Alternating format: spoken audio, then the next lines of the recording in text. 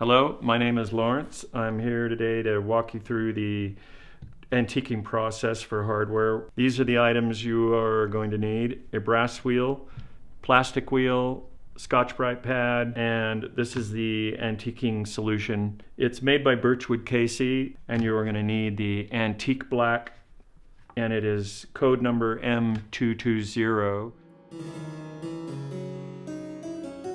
Okay, remove your hinge from the hot water, goes into a Tupperware bin, and immediately pour a rather lukewarm mix of that antiquing solution, 10 parts warm water to 1 part solution, and you keep it in motion, and you're going to see the results start to happen rather readily. Of course, the longer you leave your hardware item in the solution, the darker it's going to get. So I'm going to leave it in till it gets overall sort of a bluish, if you will, dark color. Once the color is achieved, pull it out of the solution and right into the hot water. That's plenty. And you need to dry it off rather immediately with a clean terry cloth. This is the brass wheel discussed earlier. It goes on the spindle, and you take your previously antiqued and dried hinge and run it over your brass wheel gently, both sides. Removes the oxidization and brings out the color, because if you don't do this, it does not look good at all, believe me. If you do not have a buffing station, you can use your brass wheel. It has to be your brass wheel. And you can actually do what I just did, but you can do it by hand.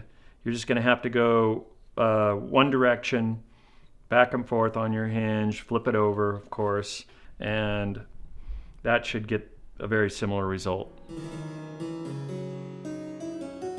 Okay, this knob has been stripped of lacquer, and you're going to need your Scotch-Brite pad.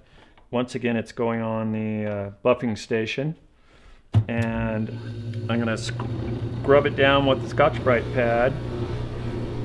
You're going to get it to a brushed finish, it's called, and get all the surface of the knob thoroughly. I just finished brushing this, and whether it's a hinge, a knob, a pull, a handle, you're going to want your item to look like this.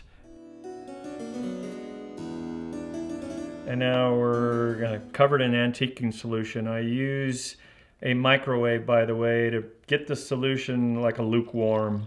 Microwave works great. And please obviously use a plastic container of some kind. Never use metal for any of this process.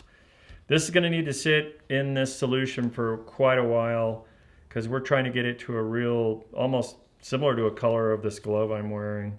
You may have to have this in the solution for as long as 10 minutes sometimes, because you're going to want it to appear to be like a charcoal gray.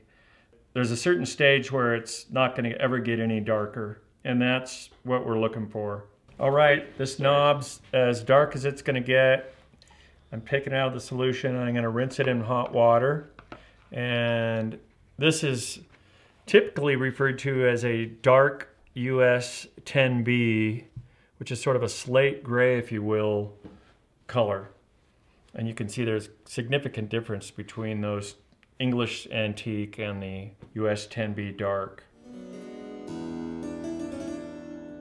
You can arrive at another finish called oil rub bronze by taking the dark US 10B finish, using a plastic wheel at the buffing station, and you're going to use a little dab of this dark brown bry wax. You're going to just take a small dab, touch it on the wheel, and now we're going to run the knob over the, this is the plastic wheel. It's going to remove the oxidization that's made all that dark slate gray, if you will, which is the dark US 10B. And the plastic wheel and the wax is going to give you this really nice oil rub bronze finish. And it doesn't take much time, as you can see. And you can hit it with a little soft cloth You're gonna get this really nice, kind of chocolatey brown, oil rub bronze finish with highlights.